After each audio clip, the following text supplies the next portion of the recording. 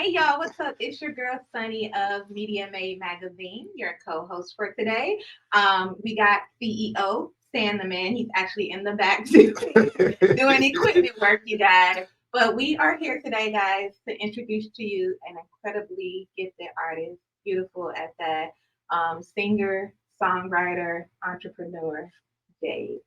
Hey, Hi. how are you, beautiful? I'm good. How are you? Good. I'm good. I'm good. Go ahead and let everybody know about your background and let everybody know where is it that you're originally from. Yeah, sure. Mhm. So I am from here. I am from Phoenix, Arizona. Okay. Okay. And I'm proud to be from the Valley, Paradise Valley. Grew up there. Okay. And then I went to Los Angeles. I went to USC for school. So I've been in Arizona and in LA for mostly all my life.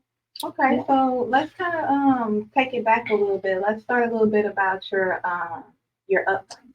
Yeah. Like, how sure. was your upbringing, being young and then being able to want to pursue a career in acting and music? Was that really something that you always wanted to do, or how was that? Absolutely, absolutely. I have been in love with being on stage for almost all of my life. Since I was 8 years old, I've been performing in theater productions. I've been in so many plays here in the Valley, and that's when my love for acting and singing really took off. And ever since, I've just been unable to stay away from it, whether that's playing characters in different productions for theater, acting in TV shows like my spot on ABC's Blackish, or putting out my own music as a singer-songwriter. I absolutely love what I do, and I've been doing it for so long. I feel like it's just a part of who I am at this point. So was music what you started in generally, or was that something that kind of led into everything else that you're doing, or was acting first, or which was first? Well, I did a lot of musicals growing up. Okay. So, as you know, musicals are both acting and singing. Okay. And so I was able to explore my love for singing in that space. But I also was writing songs from a very young age. It was really poetry that turned into songs. I was Okay. like the little girl with like her keyboard and like my diary, and it just turned into music. And so while I'm kind of pursuing the professional path of theater, I'm in the studio, I'm making my own music. So I'm really on both paths simultaneously. So was your parents very supportive, or did you have anybody that was in your family that actually did music? Was that's how you got your gift, or?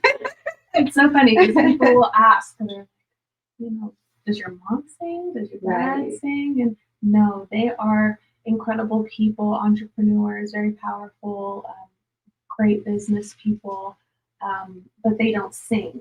So they gave me a lot of strategy. They gave me structure, but the gift of song that was definitely not from them per se. Okay. So, what inspired you to transition from studying acting and focusing on singing and songwriting as your main artistic style? Mm.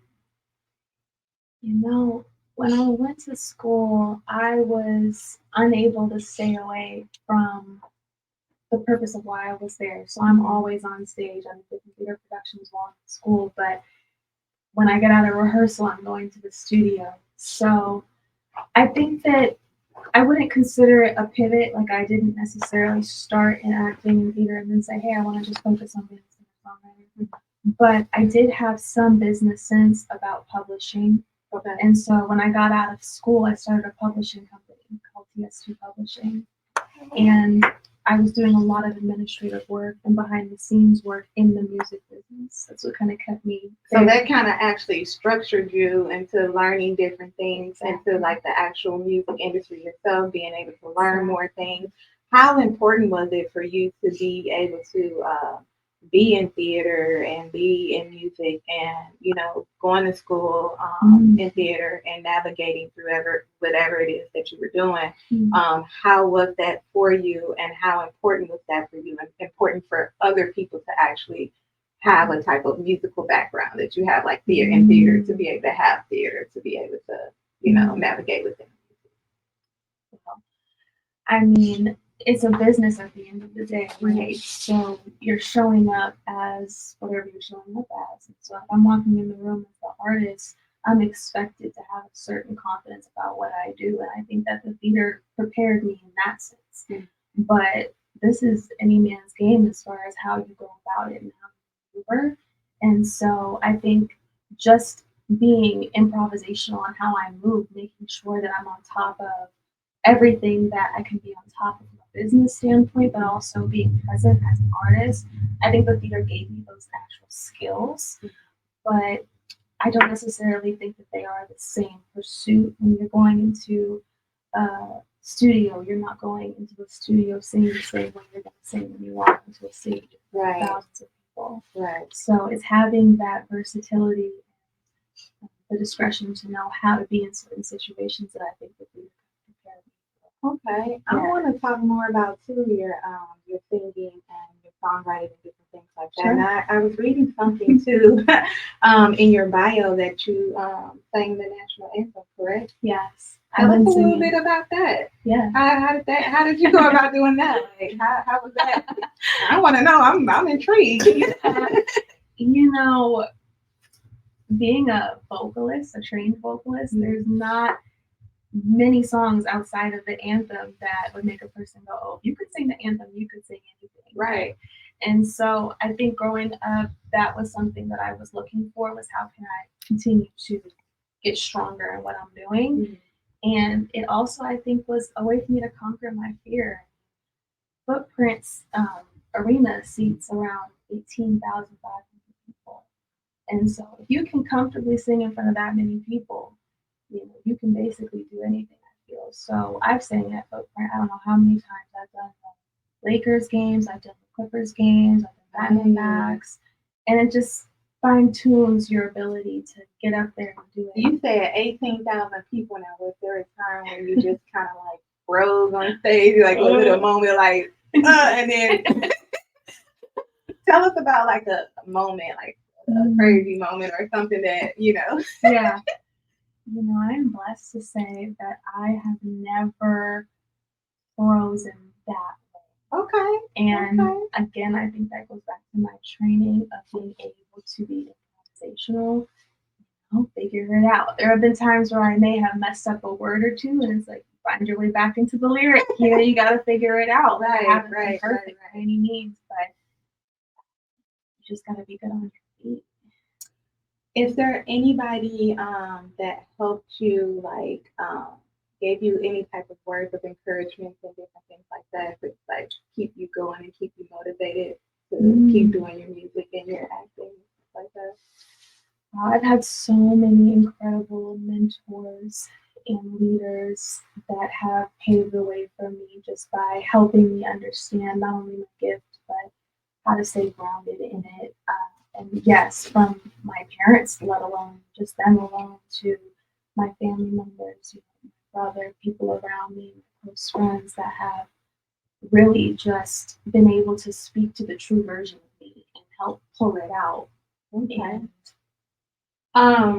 What are some of the challenges you faced as you navigated through auditions, performances, and the pursuit of roles in both theater and music, and how did those experiences shape you as an artist? Can you repeat the first part of your question? What are some of the challenges you faced as you navigated auditions, performances, and the pursuit of roles in both theater and music, and how did those experiences shape you as an artist? Ooh. It's a lot of risk when you decide to put yourself out there as a brand and hope that people can see the bigger picture and the vision. And I think that some of the challenges I have faced that have hit the hardest have been challenges that have pertained to me as a person separate from what I do and how that affects how I show up. And I had a teacher in school at USC who said something to me. I don't even know if she remembers telling me this, but she basically just sat me down and was like, stop showing the work. Just do it. Right. And so the challenges that I have faced in a lot of ways have been me just getting past me, getting out of my own way, healing, making sure that I'm not bringing the wrong stuff to the stage. And see, that's very important. Healing. A lot of people don't heal within what it is that they're doing, and so it kind of gets them off focus, get them off track. Yes. So speak a little bit more about that, about your healing experiences and different things like that. It is so important. I think that it couldn't be more essential because artists, I'll speak for myself. Mm-hmm. I appear to be extremely extroverted in certain spaces and when I'm doing certain things on stage. Mm-hmm. But behind closed doors, people closest to me will tell you I'm very introverted. I can get in my own head. Sometimes I can get in your head. Right. And the quickest way out of that, I think, is focusing on the areas of your life that maybe have nothing to do with your career, but that hinder you from pursuing your passions. So basically, those challenges, make sure that you actually tackle those challenges right then and there, so you can be able to focus on your goal that you need to do. Exactly. I love it. I love it. Mm-hmm. In what ways do you see yourself as a budding pop icon and bridging divides through your music, and what messages or themes do you aim to convey to those artists? Mm-hmm. Pop stars have this way of showing up and making everything about them. Mm-hmm. And I think in some situations that's a good thing, because when you bring attention to a brand, hopefully they're attached to things that benefit more than just themselves. Okay. And so I think in wanting to be the next pop star and claiming that, I think what I'm able to do is I'm able to relate to all different types of people. Okay. And I think that my music is universal and versatile enough to reach demographics that range from a younger person to an older person, a white person to a black person. I don't feel like I've limited myself in my approach. And I think those are the artists that last, who are classic. And you don't like specifically put yourself in one category. No, I don't want to pigeonhole it to the point where when you show up, you know exactly what you're gonna get. That's not fun. Okay. Let's talk about. Let me see what I got for you here, because I got some stuff. Talk about a specific moment or experiences that solidified your desire to have more control over your artistic destiny and led you to prioritize. Mm. Ooh. I had people tell me when I was younger I was writing songs and they were good. And people were like, when you get your heart broken, you're gonna be monstrous. Like, you're gonna just start writing stuff that people can't help but relate to. I'm like, what do you mean get my heart broken? There's so much more to write about than getting your heart broken.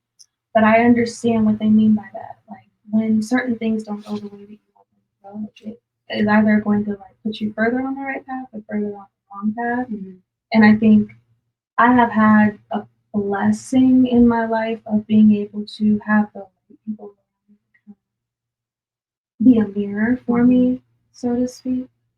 And so I'm finding myself in situations now where it's just naturally happening. It's organically flowing. And that's really the goal. Right. And so when you write from the heart, and you write about experiences, correct? Right. That you've experienced in life. Try to be as authentic as possible. Have you written for anybody? I have written for other artists, and I've sat in some rooms that people really like, yeah, I was there. You didn't know I was there, but I was there. I was training for years in California, just studying what producers were doing. And so those rooms, they're hard to get into, and they're hard to get credits on too. And I've been blessed. I've got some placements on MTV. I've got some placements on BET, just from the original work that has been produced out of TS2 Publishing. And you just sitting there, just studying them, and speak more about that, because it's important to just sit and actually learn and listen and not even say anything. Exactly. And sitting at people's feet who have already been in a certain place has been like the quickest way for me to just I have the right opportunities. I think that's beautiful, because I know for me, I like to I like being around people that are smarter than me too, Okay. because I like to learn, more and different things like that. So Right. I think that's really, really good. Yes. Okay. And let me see. Let's see. Oh yes, I want to ask you this. How do you approach collaborations within your TS2 enterprise company? Talk to us a little bit more about that. And what do you look for in the creators you choose to surround yourself with? Mm. Some of the collaborations that I have been very organic connections. I'm at a studio and I meet a producer and he's like, I send you some music, and next thing you know, we've got 10 songs. And other situations have been a little bit more divine. Like, I've worked with a producer who I knew growing up, and he was doing music and I was doing music, and now we started doing music together. And so I think that when you're on the right path, like the right people get attracted to you. Correct. And then I think from there, you kind of got to discern who is right for what you're doing. And so because I've always focused on writing in some capacity, whether that's top lining or now I do co-produce, Okay. Mhm. Let's talk a little bit more about that. Yeah. Yeah, I've been building studios since 2014 and working with different producers on like fine tuning my equipment, my process, my recording process. Okay. I recorded a lot of the songs myself that I've distributed. I don't recommend that for everybody, but for me, it was like the training process I needed to know how to work Logic, how to work Pro Tools. I know that stuff. Being now. able to look and learn so you'll know how to do it yourself in case anything happens, You Where's got that yourself to fall back on, right? Gotta be able to pull out that file and get it together. So TS2 Enterprises, that's you, right? That's your company. Yes. What was the inspiration behind that? Like the Yeah. startup of it and everything. Sure. So when I first started TS2 Enterprises, it existed as TS2 Publishing, which was really just meant to be a publishing house that housed my copyrights as I wrote songs. And that led to me administering copyrights for other writers. And so that's how it started. And it kind of developed into TS2 Enterprises because I needed something to house not just the publishing facet, but when I get on stage and really starting to build a brand of entertainment outside of just the publishing portion. And so as far as collaborating goes, I've been blessed to just have people who have been able to teach me about the business. Like that collaboration has really been the biggest part because I didn't have people that were already in the industry to sit me down and be like, that's gonna waste time. No, try this. Like, Right. this budget makes no sense. Like you think that you're smart, you're not smart. This is dumb. You're gonna spend money right here, and you're gonna wish you did. Like, Listening and just really just taking, Right. Just listening. And I want to take it back a little bit with the copyright things that you were talking about. How important is that? Let's talk about copywriting and different things like that, and people registering their music to ask how, BMI, different things like that. Many artists don't do that. Many artists don't know about that, and then in the long run, they fall off. Tragic. How important is that? Like, tell the people, like, how important is that to actually get your music copywritten to be able to navigate through? It's the whole thing.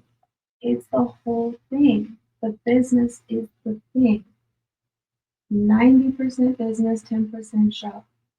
It's the whole thing. If you don't understand how it works, you can't even have a conversation about it. And they shouldn't even be an artist if they don't know how it works. You'll end up in situations that you could have avoided. For me, that was always my fear because I just curate what I do so much, maybe to a point of needing to let it go a little bit. I can baby it. And so if I feel like my baby doesn't have what it needs, that's scary for me, especially if I like the song, especially if I like one working with it. But if we don't have paperwork and something happens and now we're not getting along because we didn't have that understanding, like I just try to avoid it at all costs. And yes, you should avoid it at all costs. Very, very important. No business. Know the business. Yeah. That's good to know. Let's see. Can you discuss some of your performances you've done on prestigious stages and the impact those opportunities had on your career and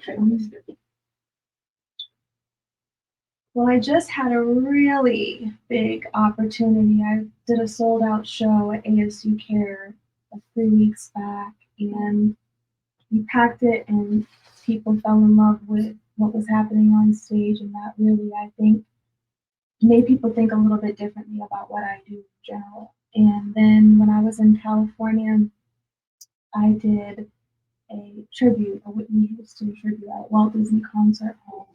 Right after she passed, I sang "I Will Always Love You." It's on my YouTube actually. You have to go. Make sure y'all go check that out. Okay. And I got a standing ovation from that performance, and I think that changed people's perspective of what I can do live. I sang huge orchestra. It was beautiful, and it worked. I think that the play I did at Valley Youth Theater when I was younger, before I even went to school, it was actually downtown. I did Aida, and that got me management out in California. That was one of the reasons why How old were you? that was my senior year Okay. of high school. So I've had some opportunities that have kind of solidified both what I am pursuing as an actress and as a singer. Let's talk about you. Let's talk about that. Yeah. What are some of the films you've played in, or some of the commercials you have been in commercials and things like that? Yeah, I have been in a network TV show, Blackish. I did a spot in Blackish. When I got out of school, I did two theater productions in LA, and one of which went to off Broadway. And so I've done quite a few theatrical productions since then, definitely looking to get more into TV and film and to act more in TV and film. I'm curious to know about those acting auditions. Like, is it really is it hard like they say it is? Like, you got to show up on time, you got to be there on time, or you don't get the part, or, tell us a little bit more about that and how the auditions go and different things like that. Well, it's just a process, and it's different. If you're going out for a part that's in theater, it's one thing. If you're going out for a part that's in TV and film, it's another. They're very different processes. Maybe not as far as from a technical standpoint. Self-tapes are kind of the new standard for both. You're going to self-tape, but once you get past a certain point, it gets very competitive very fast. And I'll tell you about a heartbreaking story that I had. I was up for a part on Broadway. I got out of school. And that's big. Broadway is big. It's big. And Broadway musical. Was it Broadway musical or just Broadway musical? Okay. I've been up for the lead in two Broadway musicals and got this close. First one, it was a process that happened over video for a long time. But then there was one that I got to New York. I was there. It was down to I think maybe 3 or 4 months. So close. But it was the thing that grounded me in my own vision. So I'm I don't want to feel like I'm constantly, for all the parts that I have gotten in my life and all the ones that I didn't, the only difference that separates me, I think, is the fact that I still have something that is my own at the end of the day. Right. And if you can always come back to that. And if I didn't, I think it would be hard for me to maneuver in this business. And then also, I think that I would let the no's get to me when the no's feeling, well, you gave me a no, but I got a yes over here. And I like that yes. That yes was cool. Balances out. So with Broadway and acting, is it hard remembering those lines? I mean, you get 500 pages that you got to read, or 500 pages that you're not audition on. Is it hard? How do you remember all of this stuff? That's what people ask anytime. How do you remember all those lyrics, all those words? If you've gotten to a place of consistency of what it is that you're doing, you get on stage, and even if you forget something, no one's going to know it. Hopefully, right? That's what the training is supposed to. They let you ad-lib and stuff a little bit, or they. I mean, it's mine. I wrote the songs. So if you know it, it's okay. For parts that I didn't write, that's very different. You need to show up and know your words. Right. There's no way around it. Right. You read scripts, you study your script, you come to set, you're ready to go. Production is not waiting for you. You gotta be ready to go. And I think just doing that enough times, you're ready enough. And if you forget stuff when you're in, there, you're gonna be okay. Okay. Okay. Let's see what else I got for you. That's a good question. Thank you. Let's see. Okay. Um,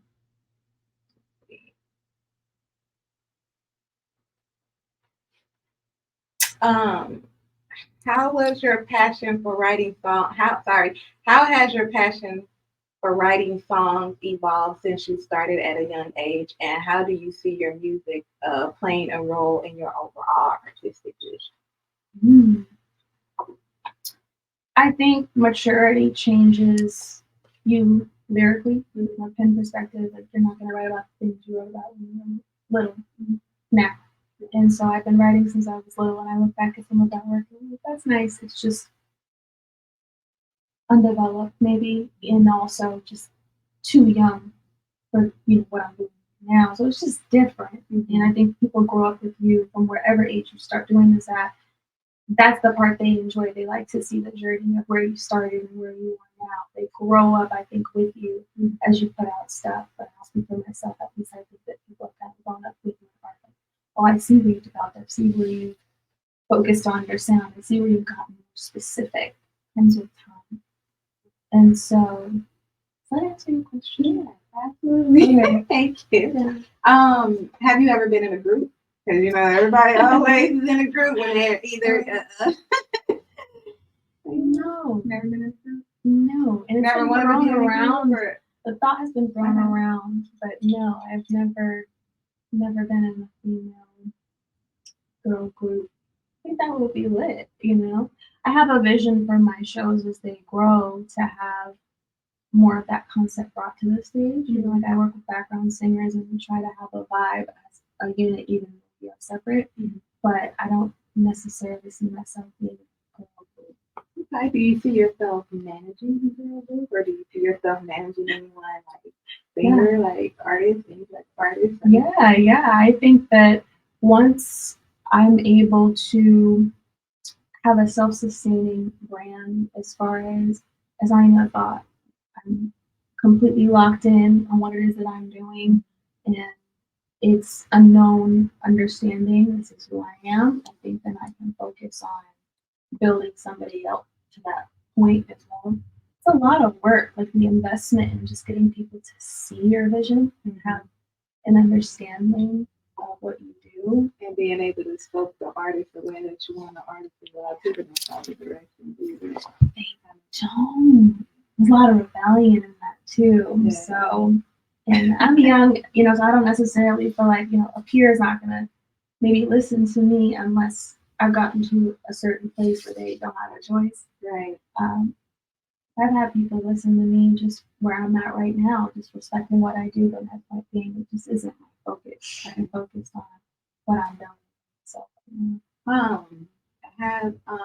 is there anybody like any big influential people that you perform for, or you've done background for, or you're featured on something of their music? Yeah, I've been on stage with some pretty notable people. I've opened up for Ludacris. That was one of my favorite memories ever. Tell us about that. He was so supportive of what I was doing, and at the time, I was young. In my understanding of what I was doing, I just liked to be on stage, and I had some songs that I got the opportunity. So yeah, I'll open up. That was great. From a theater perspective, I have sang on the same stage with Jordan Sparks. She actually grew up in the same theater that I grew up in, and so we were featuring the tribute. And then Rashawn Patterson, who's actually a good friend of mine. I just admire what he does. I've worked with him. I've worked with some people. Yeah. Okay. Beautiful. Looking towards the future, what are your goals and aspirations as an artist, and how do you envision your journey unfolding within the entertainment industry? Yeah, it says, looking towards the future, what are your goals and aspirations as an artist, and how do you envision your journey unfolding within the entertainment industry? I stand by the fact that I have everything that it takes to be the next pop star. And I definitely have the skill to do it. And I want to see that through. I want to bring the brand to a point where I'm releasing music consistently and people know that it's me every single time. You know, I'm just taking up space, not all the space for sale. Let there be room for everybody. Like, I admire a lot of what the artists are doing now. I look up to a lot of what they're doing. I just know what it is that I can do. So I just see myself fulfilling that. And from a business standpoint, I see myself, you know, bringing more opportunity to the community, people who want to do music, people who don't even know where to start, and really taking up space as somebody who not only is on the creative side, but is on the business side. Right. Might be more rare for artists to have that uh, double-mindedness, so to speak. But I've had the blessing of having people around me who do certain things so I don't have to focus on it. But I do have that business understanding so I can talk to them about it. So I see myself just being a pillar of information for the community. So what's next for Jade? Let us know. What's going on? What's next? What do you got planned? What do you got going on? Well, you definitely need to follow me on all social media platforms at This Is Jade J to keep up with what's going on, because you might hear that I'm going to be in a concert and you might hear that I'm going to be in a TV show, right? Like, I'm an actress and I'm a singer and I'm going to show up and I'm going to do what I do. So make sure you are following me at This Is Jade J to stay tuned on everything so you don't miss what's next. All right. Well, is there anybody that you want to give a shout out to? Anybody that inspired you to be here to, you know, what you're doing today? If you want to give shout outs, any type of shout out to anything? Shout out to Media May Magazine. This is amazing. Shout out to you guys for having me. Shout out to my mom, my dad, my brother. I love you guys. My grandmother, my uncles, my aunts, my cousins, my friends, my coaches, my teachers, my mentors, anybody who has been there for me, helped me get to this place. Thank you. And let's keep it going. We appreciate you for coming out today. Thank you so much. Thank you. Thank you for having me. Great questions. Thank so you. much. I appreciate that. Yeah, I appreciate that. Thank you. You guys heard it first right here with Media May Magazine. Make sure you guys follow us on all social media platforms. Media May Magazine, Instagram, Facebook, Twitter, Media May TV, YouTube. You can follow me on SMills Media if you would like to get interviewed or if you would like to be a part of Media May Magazine and what we have going on, what we're doing. Peace, love, and light. Bye.